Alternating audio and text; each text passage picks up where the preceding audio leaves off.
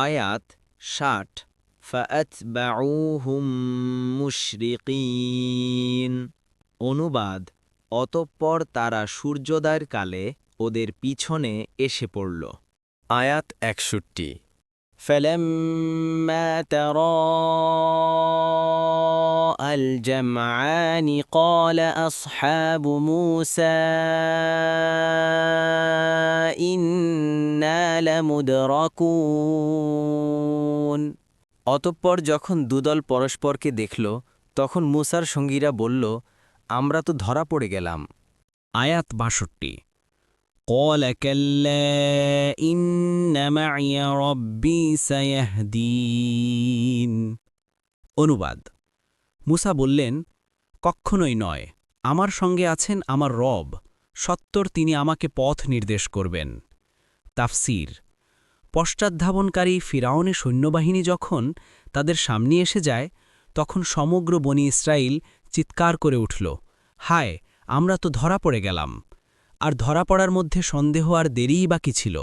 পশ্চাতে অতি বিক্রম সেনাবাহিনী এবং সম্মুখে সমুদ্র অন্তরায়। এই পরিস্থিতি মুসা আলাইহিসসালামেরও অগোচরে ছিল না, কিন্তু তিনি দৃঢ়তার হিমালয় হয়ে আল্লাহ তাআলার প্রতিশ্রুতিতে দৃঢ় বিশ্বাসী ছিলেন। তিনি তখনও জোরে বলেন, কাল্লা ইন্না মাইয়া রব্বি সায়াহদিন। আমার সাথে আমার পালনকর্তা আছেন, তিনি আমাদের পথ বলে দেবেন। দেখুন কর্তুবী। আয়াত ৬৩ فأوحينا إلى موسى أن اضرب بعصاك البحر فانفلق فكان كل فرق كالطود العظيم। অনুবাদ: অতঃপর আমরা মুসার প্রতি ওহী করলাম যে, আপনার লাঠি দ্বারা সাগরে আঘাত করুন, ফলে তা বিভক্ত, প্রত্যেক ভাগ বিশাল পর্বতের মতো হয়ে গেল।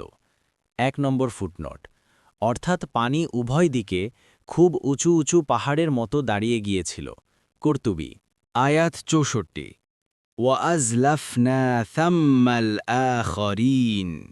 অনুবাদ: আর আমরা সেখানে কাছে নিয়ে এলাম অন্য দলটিকে।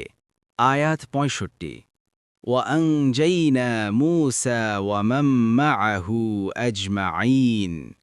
অনুবাদ: এবং আমরা উদ্ধার করলাম মুসা ও তার সঙ্গী সকলকে।